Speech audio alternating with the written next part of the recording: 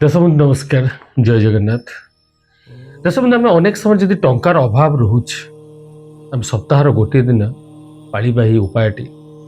जे आम कौन शनिवार दिन मीन्स प्रत्येक शनिवार दिन आम करवा कथा जे आम एटलिस्ट एक वर्ष पर्यंत प्रत्येक शनिवार आमर राति शोइबा पूर्वर समस्त बत्ती को लिभे देवे बा चारिड़े आपणकर रूम रे जो लाइट थी ताको बंद करेंगे। आपण ईशान्य कोणे हो कि ठाकुर घरे हो कि आपणकर जोटा रही बेडरूम ता भितर हो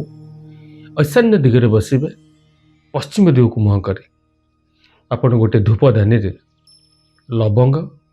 कर्पूर एवं तेजपत्र रे जय शनिदेव लिखि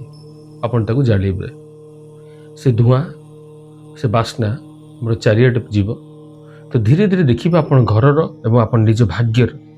जदि नकारात्मक किसी प्रभाव रही ग्रह दोष रही दूर हवा सहित आपणकर जो अभाव स्थिति टंकार अभाव स्थिति धीरे धीरे दूर